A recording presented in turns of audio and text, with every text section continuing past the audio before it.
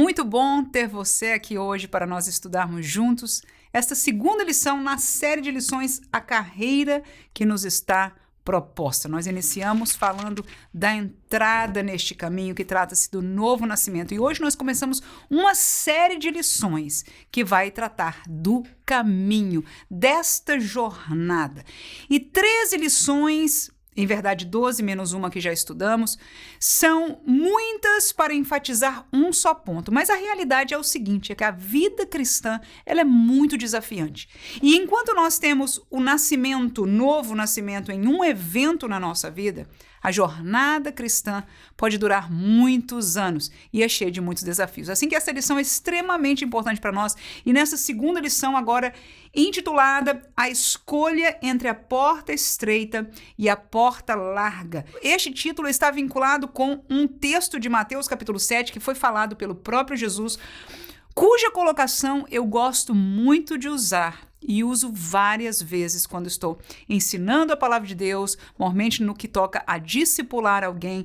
Muito importante essa lição para cada uma das nossas vidas. E eu gostaria então, diante de começarmos a classe propriamente dita, saudar a você com a paz do Senhor Jesus Cristo. E nessa lição, portanto, como de costume, nós vamos estar dividindo a lição em 3 tópicos paralelo ao estudo do nosso comentário bíblico. O primeiro tópico será os elementos da porta e o caminho da salvação. Segundo, os impedimentos da porta e caminho da salvação. E terceiro, a entrada da porta e caminho da salvação. Portanto, o primeiro tópico nós vamos estar olhando para os 3 elementos vinculados com esta comparação de Jesus. Ele comparou este caminho da salvação com um caminho físico. E ele deu 3 pontos, e nós vamos estar estudando eles no primeiro tópico. O primeiro é a própria porta, que é a entrada. O segundo é o caminho, que trata-se da jornada. E terceiro é o fim, o destino, que é um destino eterno no céu. Então, no nosso primeiro tópico, nós vamos estar estudando sobre os 3 pontos que nós, como crentes, passamos neste caminho da salvação. E o primeiro dele, como dissemos, é a própria porta. A porta, segundo essa simbologia de Jesus, ela é a entrada, até porque a simbologia é óbvia. Porta é por onde nós entramos, seja numa casa ou seja, neste sentido, num caminho. E esta entrada, esta porta, nós vamos entender biblicamente que é a pessoa de Jesus.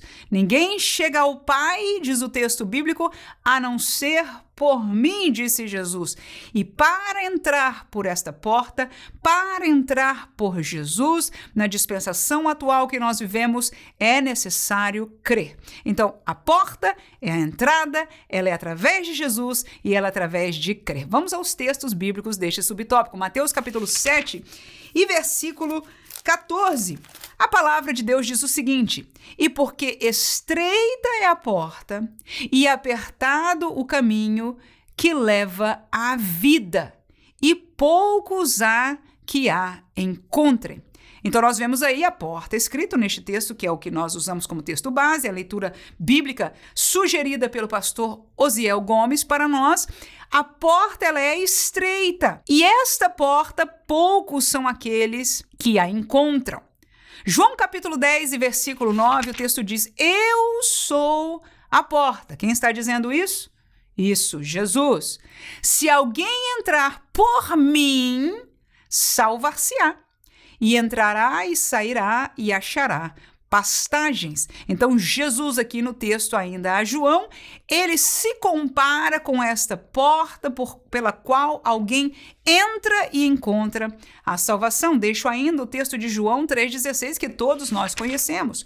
Porque Deus amou o mundo de tal maneira que deu o seu Filho unigênito, para que todo aquele que nele crê, isso não pereça, mas tenha a vida eterna. Então, enfatizando estes versos, nós estamos falando da vida como vida eterna, da vida como salvação. Tanto vida pode estar num contexto separado, mas neste contexto da porta, do caminho e da sua finalização, nós estamos lidando com o assunto da salvação. Então, quando eu digo eu e você estamos ensinando sobre esta porta e este caminho, é aquilo que Jesus disse que é para a salvação. Em outras palavras, quando perguntam a você e a mim, como perguntaram a Jesus, aleluia, como faço para ser salvo? Como perguntaram a Pedro, varões, irmãos, e agora o que faremos? Então nós, como Jesus fez, apresentamos a porta e ao caminho que conduz, aleluia. Outro caminho não chega à vida eterna. A vida eterna é o destino final do salvo. Quem entra pela porta está no caminho da salvação. Está no caminho de ser salvo, mas já foi perdoado, etc., mas ainda não chegou no céu, no destino final, mas entrou no caminho e, queira ou não, biblicamente e experimentalmente, nós sabemos que houve uma transformação espiritual. Nós já não pertencemos ao mundo, já não estamos debaixo da tutoria de Satanás, nós estamos em Deus, o Espírito de Deus habita em nós. No entanto, depois da porta é o segundo tópico. Há um caminho. O caminho de alguns pode ser dias. O caminho de outros pode ser anos. De outros, décadas. Mas o fato é que todos, aleluia, trilhamos um caminho. Mesmo que Jesus volte hoje e nos surpreenda a todos com a transformação, com o arrebatamento, ou seja, eu e você não vamos passar pela morte física, porque seremos arrebatados, ainda assim nós tivemos um caminho. Então todos nós, para chegar à salvação, precisamos, como falamos no primeiro tópico, a porta. Em segundo lugar, todos nós vivenciamos a realidade de um caminho, trata-se da jornada. E quando nós olhamos para esta jornada e Jesus faz a comparação de que este caminho, esta jornada é apertada, eu entendo claramente que ela trata da obediência. A quê, irmã? A quê, palavra de Deus? A quê, Jesus? A doutrina, ao evangelho. O evangelho, apesar de nós resumirmos e dissermos é o anúncio, são as boas novas de alegria, sim, esta é a mensagem central do evangelho. No entanto, quem observa Jesus Cristo vivenciando e ensinando o evangelho, você vê na prática que é mais do que a entrada, aleluia, é mais do que o anúncio das boas novas. Trata-se de algo que nos vai levar nesta caminhada. Então, o evangelho trata-se do anúncio, trata-se da entrada, mas trata-se também, porque nós dizemos o quê? Permanecermos no evangelho. Então, o evangelho também é um caminho, dá para entender? Entendemos? Então, obedecer é permanecer no caminho, porque quem desobedece, quem não permanece nesta doutrina, e volto a dizer, quem obedece, obedece a alguma coisa, a alguém. A forma de doutrina em que fostes ensinados. Nós vamos estar lendo alguns versículos. Ora, então quando nós falamos de um caminho, ele pode ser curto ou longo, mas ele é existente. É uma jornada. E esta jornada, outra palavra-chave para mim, é a doutrina. É a regra de comportamento, mas não no sentido mais que foi a lei, porque agora nós não vivemos mais debaixo da operação da lei, mas sim fomos transformados. Esta lei está em nosso coração e nós deveríamos, pela presença do Espírito, viver com mais naturalidade as verdades, as doutrinas da palavra de Deus. Mas o que acontece na prática, que será assunto de muitas lições para frente, é que existem tentações, existem provações, existe a nossa carne, existe o mundo, existe o diabo. Enfim, existe uma série de coisas que nos vai tentar tirar deste caminho. Então é importante, quando nós estudamos o caminho aqui, entender que ele é uma jornada e que a doutrina é as paredes, eu posso dizer assim. Ele é apertado porque há que obedecer a esta forma de doutrina que nós chamamos também do caminhar no evangelho, e a obediência é o que faz essa restrição de liberdade. Lembra-se do caminho largo? Folgado, todo mundo faz o que quer, anda como quer. Este caminho que leva à salvação não é assim. Vejamos o texto de João, capítulo 14, vamos ler do versículo 4 ao 6. Diz assim: mesmo vós sabeis para onde vou e conheceis o caminho. Disse-lhe Tomé: Senhor, nós não sabemos para onde vais. E como poderemos saber o caminho? Disse-lhe Jesus: eu sou o caminho e a verdade e a vida. Ninguém vem ao Pai senão por mim. Então, a primeira coisa que eu aprendo mais uma vez aqui, a porta era Jesus e o caminho, Jesus está essencialmente, intrinsecamente ligado a ele, a ponto dele dizer: eu sou o caminho. Aí ele já estava chegando mais perto do fim do seu ministério. O livro de João coloca as coisas de uma maneira um pouco diferente dos demais evangelhos, mas pelas palavras ele já estava falando de sua partida. E ele foi questionado, tipo assim, a gente não sabe para onde, nem para onde você está indo, quanto menos nós conhecemos o caminho. E aí Jesus deixa essas palavras: porque ninguém vem ao Pai, e o Pai está no fim da jornada. Aleluia! O Pai está no seu trono no céu. O Pai preparou todo o projeto. Aleluia! E agora Jesus diz: eu sou o caminho, também sou a verdade, também sou a vida. E ninguém chega ao Pai ao final dessa jornada a não ser por mim. Jesus é o evangelho, as boas novas, a palavra, o verbo encarnado. Leamos ainda Hebreus, capítulo 3, versículo 10 a 14. Veja o texto. Por isso me indignei contra esta geração e disse: estes sempre erram em seu coração e não conhecem os meus caminhos.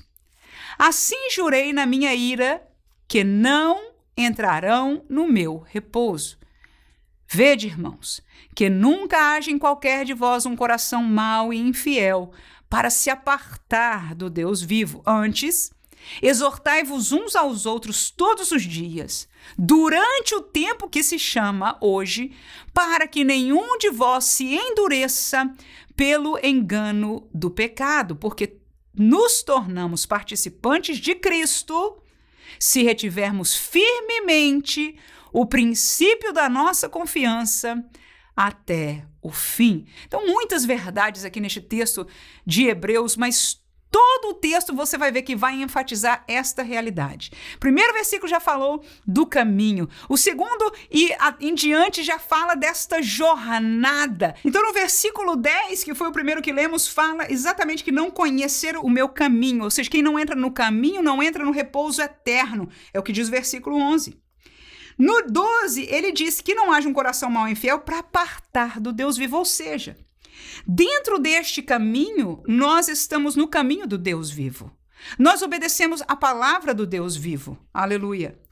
Então, o chamado do autor aos Hebreus é esta realidade, que, irmãos, nunca haja em vocês um coração mau e infiel.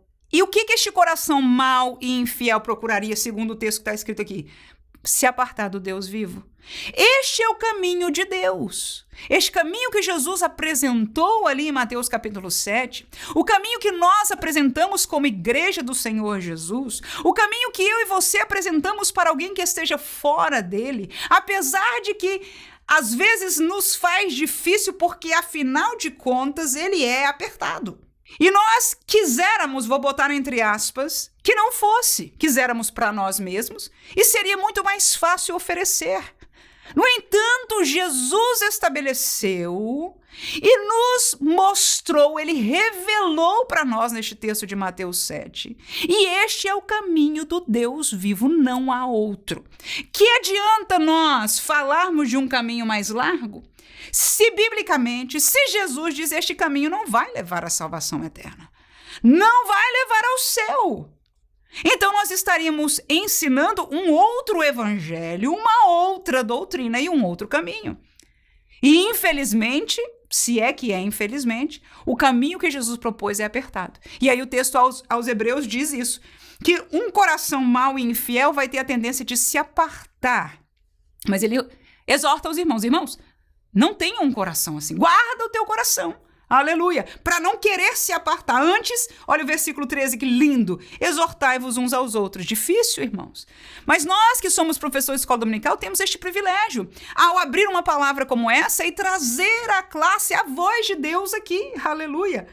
Exortai-vos uns aos outros todos os dias, durante o tempo que se chama hoje. Aleluia, onde há oportunidade. Hoje ainda há, como nós cantamos aquele hino, amanhã pode ser muito tarde, né? Mas hoje ainda há oportunidade para que nenhum de vós endureça o coração. Quando é que vai ficar mal e infiel? Porque o coração se endureceu. Pelo quê? Pelo engano do pecado. Está aqui, o texto diz tudo. O pecado vai nos enganar, o pecado vai nos seduzir. Ele seduziu a primeira mulher, seduziu ao primeiro homem. Nós não somos diferentes, somos seduzidos por ele. Por isso a chamada é: vamos permanecer no caminho. Aleluia! Há que obedecer à doutrina que nós vamos permanecer. E no versículo 14 diz: porque nos tornamos participantes de Cristo se retivermos firmes o princípio da nossa confiança até o fim. Ou seja, há uma jornada. Nós tivemos um princípio, se retivermos firmes até o fim, aleluia, chegaremos na carreira proposta. Então, este texto profundo, longo, mas que é esclarecedor e profundamente lindo para os nossos corações e a nossa vida como crente. Romanos 6:17.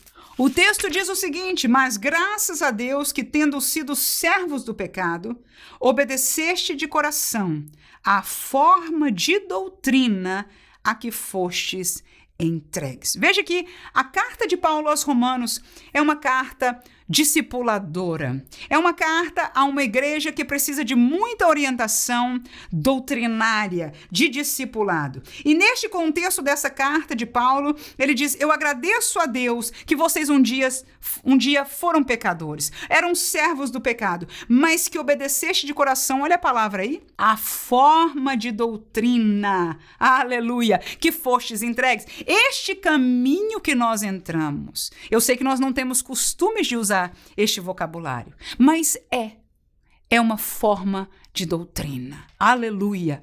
Por isso, historicamente, a nossa igreja prezava pelos cultos de doutrina. Para quê? Para que fosse enfatizado as verdades deste caminho que agrada a Deus.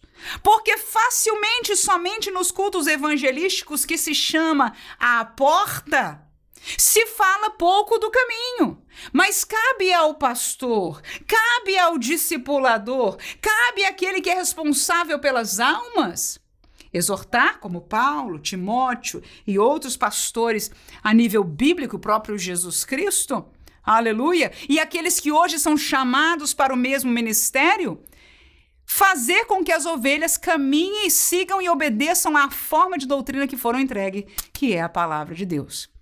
Terminamos aí este segundo subtópico e agora vamos falar sobre o fim. Temos 3 estágios que Jesus propõe: a porta, o caminho e o fim. Qual é o fim? É o nosso destino eterno. A beleza deste fim é que não é um ganho nesta terra, não é mais um ano, não é uma etapa na nossa vida, é a final. E é eterna. Aleluia. Muitos querem crer que ao passar dessa vida é como que tudo fosse desaparecer. Mas esta não é a verdade de Deus. A verdade é que quando passarmos para lá, a vida segue e o que quer que nós encontremos lá não pode ser mais mudado. Aqui Deus nos deu a possibilidade de decidir os caminhos. A proposta de Jesus é essa: escolhei. Aleluia! A proposta da lição que nós colocamos, a escolha, porque foi a proposta de Jesus. Não é porque seja teologia A ou B, foi porque foi a proposta de Jesus. Em todo o conteúdo bíblico, Deus propõe ao homem e o permite decidir na sua vida. A sua soberania está explícita de que ele faz o que ele quer e como quer, e ele quis permitir o homem e dar esta liberdade de escolha. Ele providenciou e ele ofereceu na sua soberania. Agora cabe a mim e a você aceitarmos. Agora o fato é, como nós estamos falando, o destino para lá, Deus já conhece. E por seu querer também nos fez desconhecer. Ninguém jamais viu. Ninguém jamais viu. Com exceção aqui, que foi escrito, João, que viu algumas coisas sobre a eternidade. Aleluia. E deixou para nós, para a certeza daquilo que nós cremos também. Glória a Deus por isso. Mas a forma de doutrina é este caminho e o fim dele é um destino eterno, o céu. E a palavra-chave seria permanecer, aquele que vai permanecer até o fim. João 5,24, disse Jesus, na verdade vos digo que quem ouve a minha palavra e crê naquele que me enviou tem a vida eterna e não entrará em condenação, ou seja, uma eternidade sem Deus, uma eternidade no inferno. Mas, diz o texto, diz Jesus, passou da morte para a vida. Mateus 24:13 diz o texto, bem conhecido, mas aquele que perseverar até o fim será salvo. Verdade seja dita, o contexto deste versículo não é o mesmo que nós estamos lidando. No entanto, a verdade destas palavras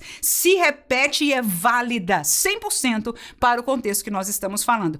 A perseverança nos leva até o fim. E o caminho que Jesus propôs para nós em Mateus capítulo 7 tem um fim e é eterno, aleluia, e é para aquele que persevera. Nós também já lemos nos demais versículos e termino com Romanos 6:22 que diz, mas agora, libertados do pecado e feitos servos de Deus, tendes o vosso fruto no caminho para a santificação e, por fim, o quê?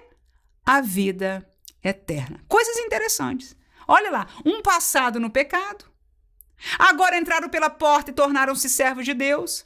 Agora o fruto de quem caminha neste caminho, com o Espírito vivendo nele, é santificação. Santificação é separação do pecado, do mundo, do mal.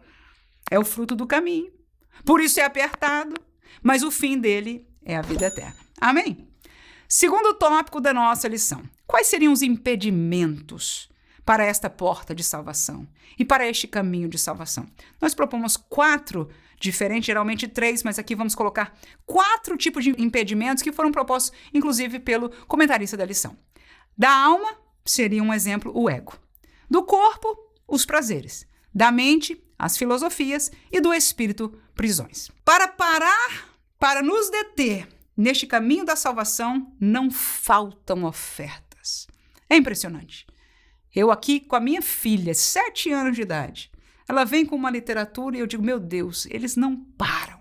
O mundo e o diabo não param. Minha filha, são tantas ofertas, mas nós cremos em Deus. Ele colocou aí nessa literatura a opção de Deus, de orar a Deus, de falar com Deus? Não, mamãe. Pois é, essa é a nossa, aleluia. Muitos caminhos, muitas opções, mas uma somente que leva à vida, uma somente que leva ao Deus verdadeiro. Então, os impedimentos, desde a uma criança até cada um de nós que vivemos imergidos nesta sociedade, até mesmo lidando com a nossa própria carne, Paulo viveu isso, enfim, todos nós vivemos. É uma colocação de Paulo porque ele escreveu, né, sobre isso e está na palavra de Deus para nós. Mas a verdade é que há muitos impedimentos, não só para a entrada, mas para o caminho. E de diversas fontes, vamos falar sobre cada uma delas. Da alma, o ego foi um exemplo citado pelo comentarista. Romanos 10:3, o texto diz: portanto, não conhecendo a justiça de Deus e procurando estabelecer a sua própria justiça, não se sujeitaram à justiça de Deus. Está aí a prova do ego do homem, que conhecendo. Por que se conhecer? Porque foram apresentados. Alguém está defendendo a verdade. A igreja está pregando a verdade. A palavra fala da verdade. Mas conhecendo a ela, estabeleceram a sua própria justiça e não se submeteram. São 2 coisas que acontecem com o homem naturalmente. É querer estabelecer o seu querer e é ter esta força que não aceita submeter-se. E é interessante que isto acontece com aqueles que estão no mundo, é bem verdade, é mais explícito, inclusive no comecinho do texto aos Romanos, este conceito é bem explicitado, mas a verdade é que o nosso ego permanece em nós, mesmo dentro do caminho. O nosso espírito foi regenerado, o Espírito de Deus habita em nós, mas mesmo assim ele não roubou, ele não passa por cima, não toma conta, não possui a nossa alma. Então, o nosso ego humano pode aflorar. Seria um dos pontos daquilo que eu chamaria, biblicamente, de carnalidade. Mas este ego pode aflorar. E o que acontece algumas vezes com quem não alimenta uma vida de obediência, de conhecimento da doutrina, obediência da doutrina, submissão, o que acontece? É que começa a estabelecer a sua própria justiça. Dentro das realidades espirituais, éticas e morais da palavra de Deus, mesmo no contexto da igreja, há um sentimento de justiça que vem de nós e não necessariamente de Deus. E pior ainda, algumas vezes, há este aparecimento de um não sujeitar-se. Quantos de nós já experimentamos? Eu creio que todos. Claro que às vezes, como aconteceu com Paulo, houve essa força que diz, não vou fazer, mas depois a pessoa se submete. Aleluia. Comigo, algumas vezes, não como pode ser. E, de repente, nós pensamos, e vou fazer o quê? Eu vou desobedecer? Que caminho eu quero escolher? Então, nós nos sujeitamos. Não é que verdadeiramente na nossa humanidade, na nossa carnalidade, a gente quer. Aleluia. São impedimentos, mas aquele que permanece é aquele que se sujeita. E aí nós estamos falando que o ego humano, ele não se sujeita à justiça de Deus. Segundo texto, seria Romanos 1, 21 e 22, portanto, tendo conhecido a Deus, não o glorificaram como Deus, nem lhe deram graças, antes em seus discursos se desvaneceram, o seu coração insensato se obscureceu, dizendo-se sábios, tornaram-se loucos. Então essa é a realidade do mundo. Esta é a realidade do ego humano, que nós estabelecemos a nossa justiça e começo a fazer meu discurso. Não, é porque eu penso que na igreja tem que ser assim, não, porque Deus faz assado, e porque Deus quer isso, e eu não creio que seja assim. E entre o Deus faz, que na verdade não está de acordo com a Bíblia, e o que eu quero, nós, nos nossos discursos, vamos mudando a realidade e o coração se vai se tornando insensato e obscuro. Claro que essa realidade de Romanos 1 está falando de ímpios. Mas eu estou falando aqui do ego humano, que apesar de nós estarmos no caminho da salvação, temos que cuidar, porque o ego ainda está presente. Quem de nós já não teve que lidar com ele? Aleluia! Todos nós, todo o tempo. Então, este pode ser um impedimento. Efésios 2 e 3, o texto ainda diz, entre os quais todos nós também antes andávamos nos desejos da nossa carne, fazendo a vontade da carne e dos pensamentos, e éramos, por natureza, filhos da ira, como os outros também. Então veja, na nossa situação passada de pecado, a gente fazia o desejo da carne, a vontade da carne e dos pensamentos. E o ego, ele traz à tona essa mesma realidade.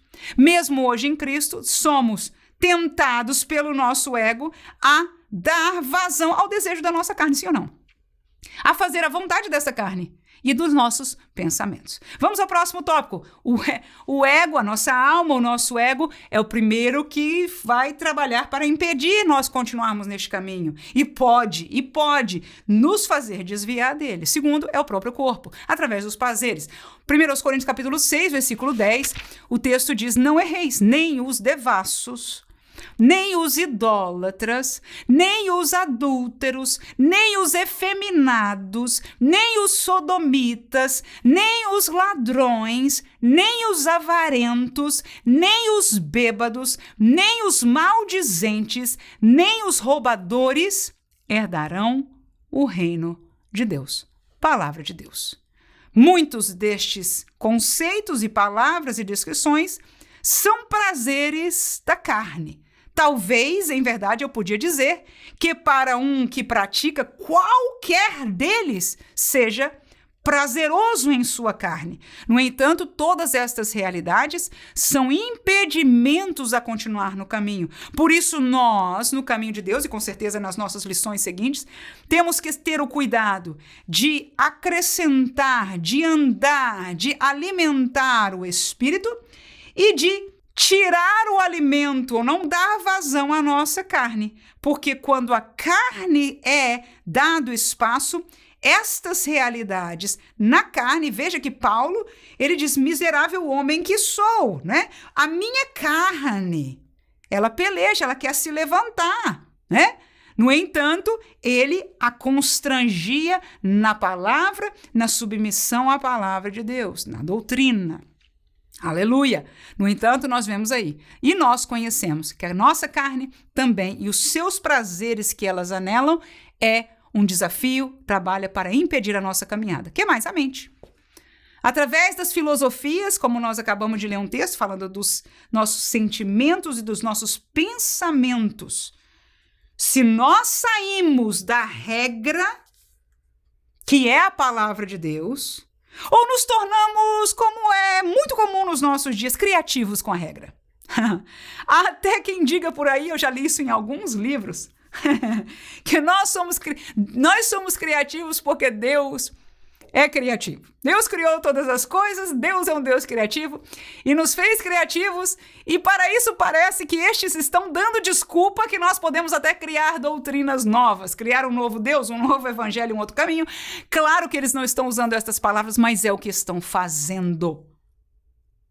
Então, queridos, a mente nossa, junto com as filosofias que lhes agradam, chamando ou não com o nome de filosofia, o fato é que intenções, pensamentos, caminhos que a nossa mente, ao nosso coração nos cai bem, podem e muitas vezes são de impedimentos para o caminho de Deus. Aleluia. Colossenses capítulo 2, versículo 8, o texto diz: tende cuidado para que ninguém vos faça presa sua por meio de filosofias e vãs sutilezas, segundo a tradição dos homens, segundo os rudimentos do mundo e não segundo Cristo. Um versículo só. Poderíamos colocar muitos outros, mas suficiente para que nós enquadremos esta verdade. Primeiro, o apóstolo diz: cuidado. Porque, irmãos, nós estamos no caminho da salvação. Aleluia! Deus tem interesse que nós cheguemos lá. Cristo tem interesse que nós cheguemos lá. O Espírito Santo tem interesse que nós cheguemos lá. Nós temos interesse em chegar lá. Mas há uma nuvem de testemunhas. Há outros, aleluia, que não têm interesse algum e batalham cada dia para nos tirar deste caminho.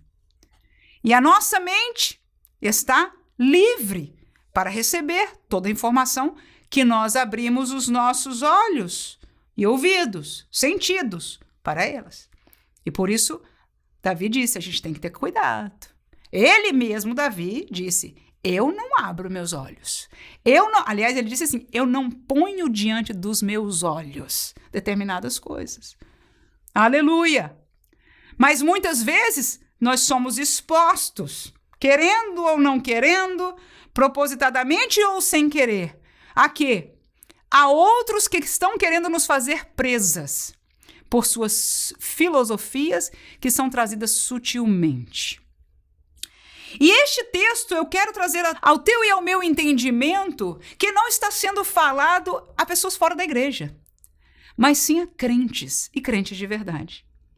Nós estaremos diante de nós, na nossa caminhada, expostos a filosofias, a pensamentos, a ideias, a maneira de ver as coisas que sutilmente nos atraem. E muitos de nós na Igreja de Jesus Cristo hoje estamos atraídos e convencidos por outras filosofias que não é a palavra, a revelação de Deus para nós. E quando somos convencidos, escute-me por favor, e quando somos convencidos, às vezes a gente olha e tem desgosto, diz, como pode ser? Deus não pode pensar assim. Jesus não faria isso. E mesmo que esteja lá, nós já não queremos mais ver. E isto vai, como diz outro texto que nós lemos, obscurecendo. Agora, estas filosofias que nós estamos ouvindo, pregadores, ensinadores, teólogos, diz o texto bíblico que são segundo a tradição de homens e o rudimento do mundo. Então, nós estamos consumindo uma série de coisas neste mundo, entre aspas, evangélico, que é de homem, é do mundo e não tem nada a ver com Cristo. Agora, a pergunta para mim, para você e para os nossos alunos é quanto nós temos nos alimentado da palavra nas nossas casas? Quantos de nós estamos aqui na igreja, no culto de doutrina, no culto de meio de semana, quando o pastor vem ensinar a igreja na doutrina que é o caminho. O culto de domingo é uma bênção, os corais cantam, você participa, o grupo de louvor é joia, tá ficando cada vez melhor, e eu tenho onde colocar minha criança para ficar no cultinho, e tá tudo bem, nós vamos caminhando, mas a minha pergunta é essa. Será que nós estamos nos guardando com o conhecimento da palavra a ponto de detectar, aleluia? Será que nós temos intimidade com Deus? Temos pedido o dom de discernimento para reconhecer estas filosofias, sutilezas e enganos do diabo? Por quê? Porque pela nossa mente, e sem até falar de coisas espirituais aqui neste tópico, estamos falando da mente, através de ouvir, mas dar ouvidos a sutileza. E Paulo diz, por favor, irmãos, ninguém vos faça presas suas. Mas está lá o irmãozinho, foi no domingo para a igreja, na segunda-feira de manhã, primeiro vídeo é vídeo de motivação. Lá vou eu ouvir a motivação. Aleluia. Não tenho mais gosto pela palavra de Deus, não tenho mais gosto pela oração. Já não sei o que é me derramar no clamor ao Senhor. Mas a minha mente precisa de motivação, irmã. Porque, afinal de contas, os ricos fazem isso de manhã e os que têm sucesso, eles começam o dia com a motivação e a sua mente, você já foi atrás dessa filosofia. Agora eu me pergunto, ela está te levando num caminho apertado que conduz ao céu? Ou será que a sua prioridade e a minha está mais conectado com as coisas deste mundo? Não é à toa. Nós estamos dando fruto, igreja, daquilo que nós estamos consumindo. E nós estamos perguntando o que está acontecendo com a igreja. Porque nós olhamos para um lado e dizemos, essa tá carnal, essa espiritualidade dele ou dela é falsa, aquilo ali só pensa nisso e quê, aquele só tá fazendo rico, e aquela isso e aquilo outro, nós vemos tudo isso e não estamos olhando para nós mesmos. O que é que nós estamos consumindo? E cada um destes também o que estão consumindo. Aonde nós vamos parar se nós estamos enchendo a nossa mente do que é dos homens e do mundo e nada do que é de Cristo? Não temos mais tempo para os cultos. Quando na igreja primitiva era todo dia. Antigamente na nossa igreja era todo dia. Mas agora, irmã, não dá tempo. Não dá tempo. Não dá tempo. Aleluia. E do espírito. Há coisas espirituais também. Prisões espirituais que nos impedem neste caminho. 2 Timóteo 2,26, o texto diz, e tornarem a despertar, desprendendo-se dos laços do diabo, em cuja vontade estão presos. O diabo tem a vontade, ele enlaça mesmo. E estas prisões espirituais impedem de alguém entrar no caminho. Aleluia! Mas há poder no sangue de Jesus. Há poder na palavra de Deus. Há poder na pregação da palavra de Deus pelo Espírito que convence e faz a obra. Há poder neste evangelho, disse Paulo, porque este evangelho é o poder de Deus. Aleluia. É poder. Oh, como eu gosto de ouvir testemunho de quem veio destas prisões. Porque conheceram bem o poder das prisões, mas conheceram também que há um poder maior. E este sempre será maior, e é este que nós somos chamados a entrar, a viver, e nós queremos ter poder, nós queremos falar do poder, queremos estar do lado do poder, mas não queremos pagar o preço. Queremos dar bem ao nosso corpo, ao que queira, a nossa mente, ao que queira, a nossa alma e o nosso ego, ao que queira, e depois nós queremos o poder de Deus. Desculpa. Deus não se compromete com a nossa carnalidade. O caminho, disse Jesus, é apertado para todos, inclusive para mim e para você. Que Deus te dê graça na sala de aula de ser usado por Deus para ensinar esta verdade tão forte, mas tão importante para nós. Atos capítulo 26 e versículo 18. Para lhes abrires os olhos e das trevas os converteres à luz e do poder de Satanás a Deus, aleluia, a fim de que recebam a remissão dos pecados e sorte entre os santificados pela fé em mim. Glória a Deus. Esta é a verdade, mais uma vez aí, do poder contra Satanás, mas para Deus, para perdão dos pecados, para a santificação. E por último ainda, último versículo lá, em Apocalipse, no capítulo 22, versículo 15, diz: ficarão de fora os cães, os feiticeiros, os que se prostituem, os homicidas, idólatras e qualquer que ama e comete a mentira. Então, aí fala de algumas prisões espirituais. E quem for preso, quem ficar preso antes de entrar na porta, ou quem se enredar no caminho e cair na sutileza, nas filosofias, no conto, na carnalidade, se enredar, ficará de fora. Que Deus nos guarde, porque há estes 3 marcos: a porta, o caminho e o fim, que é o destino eterno. E como estudamos no segundo tópico, todas essas sortes de impedimento para nos pararem e impedirem a chegarmos lá. E por último, vai falar, que é o último tópico que o pastor Osiel propõe para nós, o que talvez seria o primeiro, nós comentamos alguma coisa desse na primeira lição, mas a entrada da porta e caminho da salvação. 3, o arrependimento, a confissão e os frutos.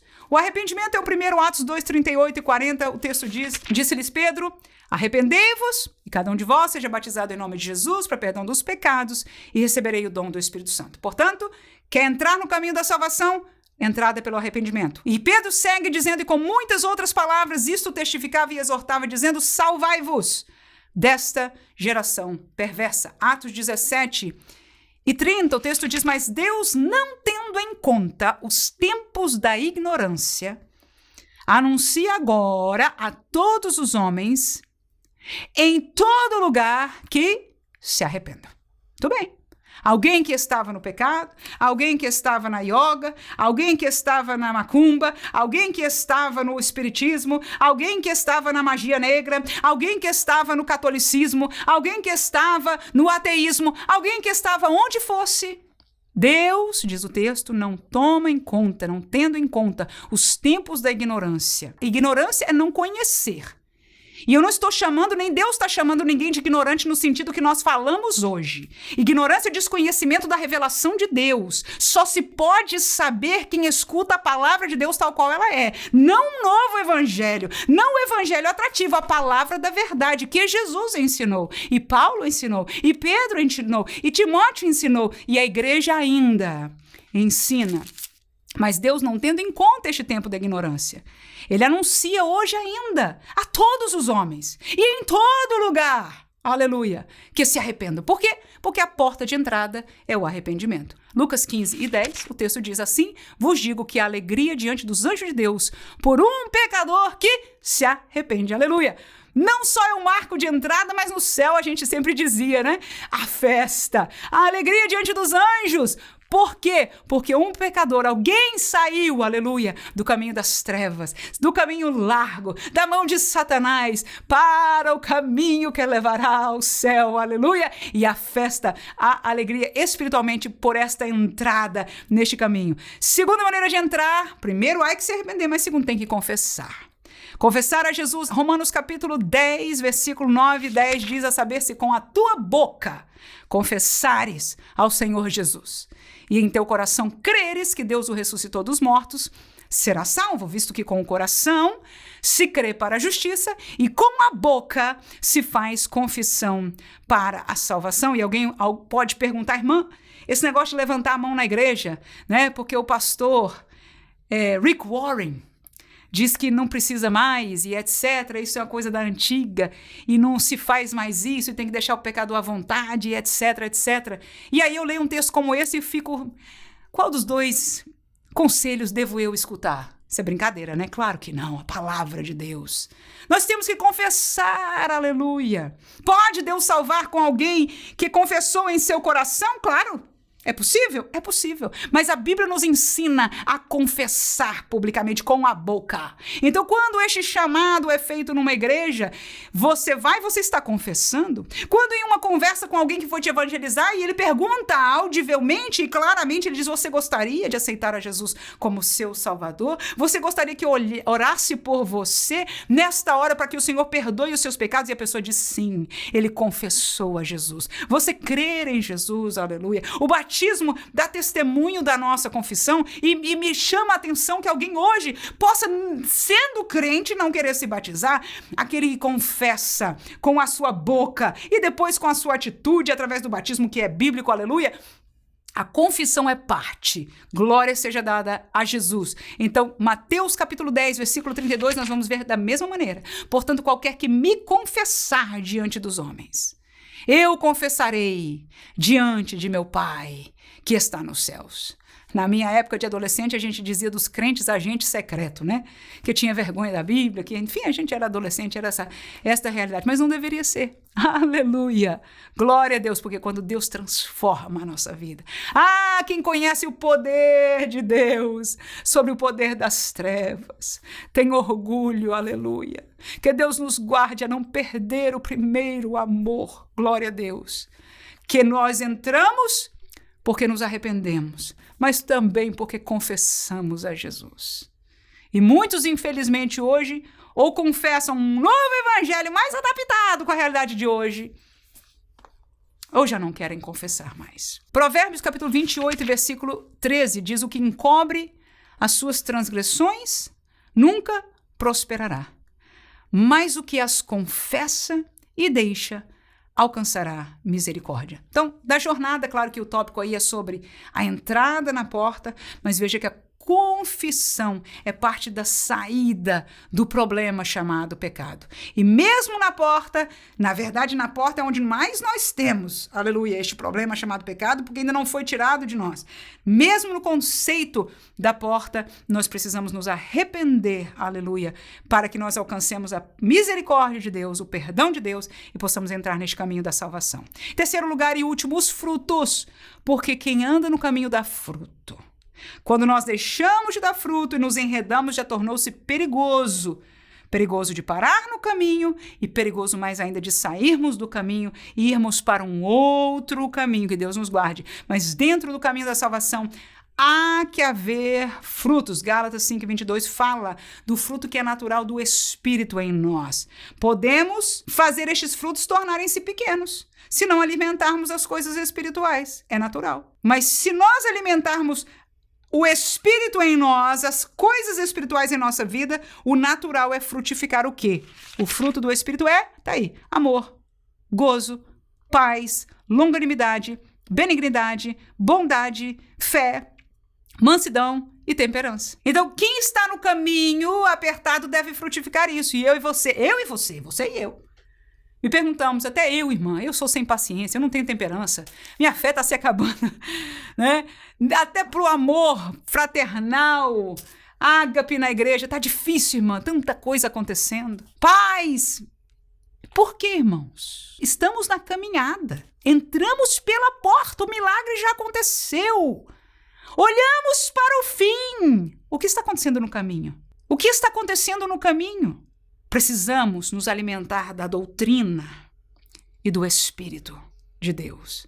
Se não fizermos, nós vamos viver esta vida pobre e sem fruto que nós estamos vivendo.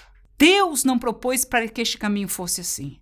Do nosso lado de fora, apesar de apertado, sem paz está o mundo. Crente anda com paz. E quem tem o fruto do Espírito em si, tem uma beleza e grandiosa e maravilhosa paz. Aleluia! Enquanto o caminho é apertado num sentido, nós somos temperantes. O mundo perde, arranca o cabelo, a vizinha faz, a tia faz. Mas nós temos confiança que se hoje Deus não fez, amanhã Ele pode estender a sua mão. Somos temperantes e todos os demais frutos do Espírito. Mas isso é para quem conhece a Deus pela palavra. É para quem anda com Deus na oração, e não só na de joelho, no dia a dia. É para quem não se dá os olhos e os ouvidos e os sentidos para comer o do mundo o dia inteiro. e não dá tempo nada de alimentação espiritual. E aí vem no domingo, e quando um irmão pergunta, se o pastor perguntar, vai vir na terça, no culto de doutrina ou na quarta, não vai dar. O que é que nós esperamos da nossa caminhada? Glória a Jesus. Romanos capítulo 8, versículos 5 a 9 diz: porque os que são segundo a carne inclinam-se para as coisas da carne, mas os que são segundo o Espírito, para as coisas do Espírito. Porque a inclinação da carne é morte, mas a inclinação do Espírito é o quê? Vida e paz. Porque a inclinação da carne é inimizade contra Deus, pois não é sujeita à lei de Deus, nem em verdade o pode ser. Portanto, os que estão na carne não podem agradar a Deus, mas vocês não estão na carne, mas no Espírito, se é que o Espírito de Deus habita em vós. Mas se alguém não tem o Espírito de Cristo, este tal não é dele. Então veja que este texto fala sobre a realidade dupla, contraditória, antagônica uma à outra. Carne e Espírito.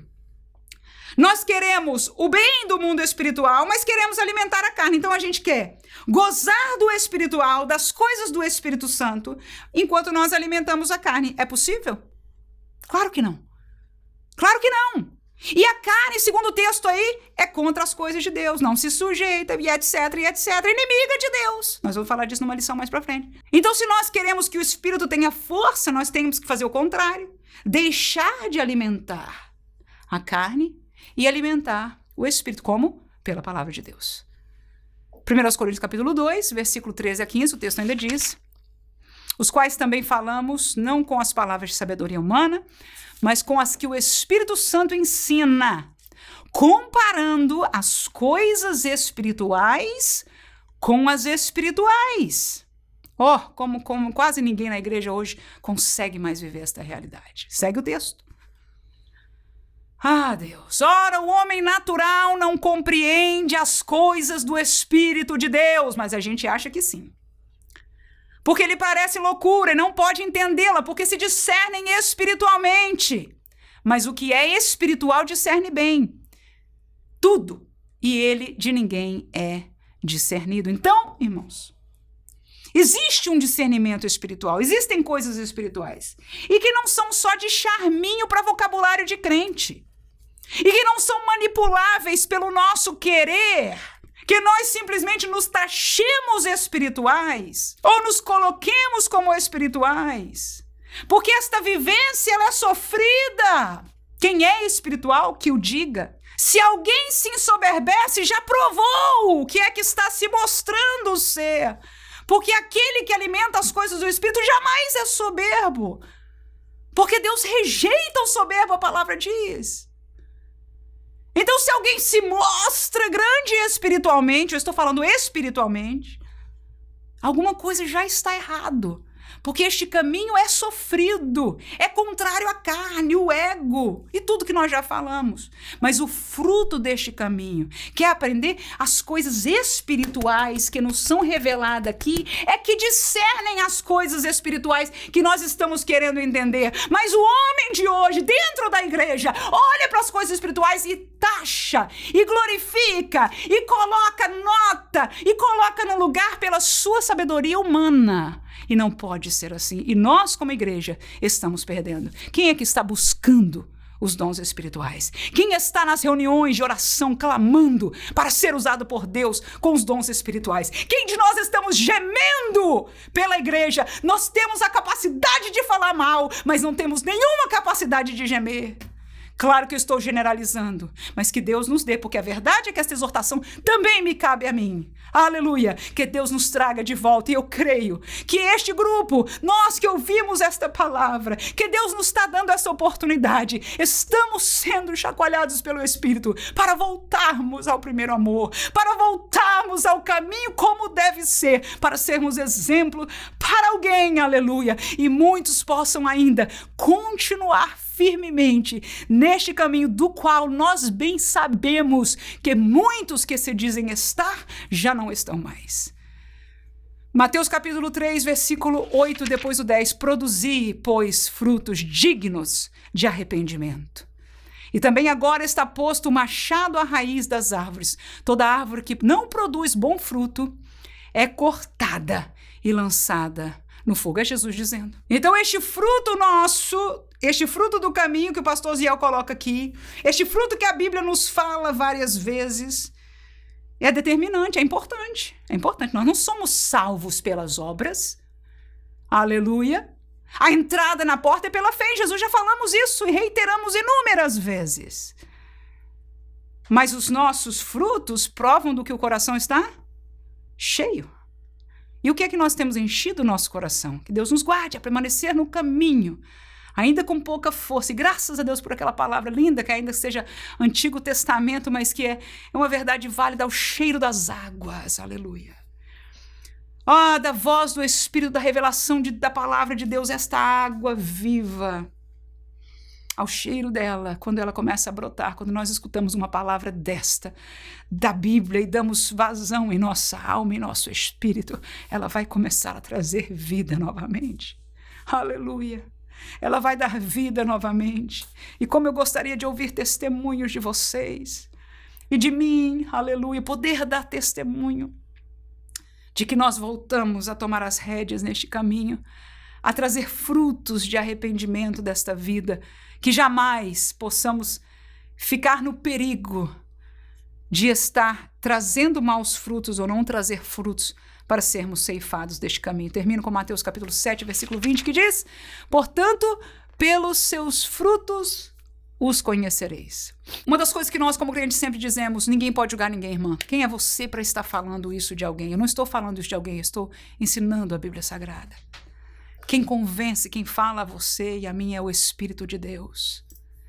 Eu exponho a palavra de Deus, nada mais. Mas a exponho com autoridade, porque foi ensinada por Jesus a fazer assim. Mas ainda que nós realmente não possamos julgar a ninguém, porque eu desconheço. A verdade é que eu posso sugerir, eu posso até achar que seja assim, mas para bem da verdade, eu desconheço até aquilo que a gente diz, mas isso eu conheço, isso houve prova, isso eu vi. Você não conhece tudo, eu não conheço tudo. Tudo que se passa na vida da pessoa, os porquês, as intenções. Irmãos, quantas coisas estão fora da nossa habilidade de ver. É verdade. Mas Jesus disse assim, ainda que você não possa julgar se está no caminho ou não está, se é crente ou não é crente, se provou ou teve experiência da salvação ou não, que árvore é? Ele diz, pelos seus frutos o conhecereis. Então Jesus nos está dando uma palavra de sabedoria. Apesar que a gente não possa dizer um dedo em riste, é assim 100%, quando nós olhamos para os frutos, nós reconhecemos algo. Aleluia. Pelos frutos o conhecereis. E porque foi o mestre que disse, nós podemos ouvir e dar ouvidos. Para quê? Para condenar? Não. Para orar, para buscar, para ajudar. Aleluia. Para estar longe daquilo que seja do mal. Aleluia. Que Deus nos guarde em nome de Jesus. Que possamos frutificar o que é do Espírito de Deus nesta nossa caminhada. Nos esforçar no Senhor para produzirmos frutos. Aleluia. Que alcance eu e você, professor de escola dominical, despertar outros e fortalecer a outros, aleluia. Porque falta pouco essa nossa peleja.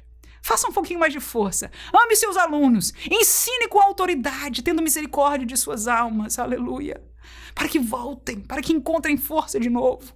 Eu e você vamos nos juntar em oração, mais um pouquinho pela igreja, pelos pastores, pelo reino de Deus, pela realidade dos nossos irmãos em todo o mundo. Que nós possamos ficar firmes mais um pouco de tempo. Porque o que há de vir, virá e não tardará. Amém.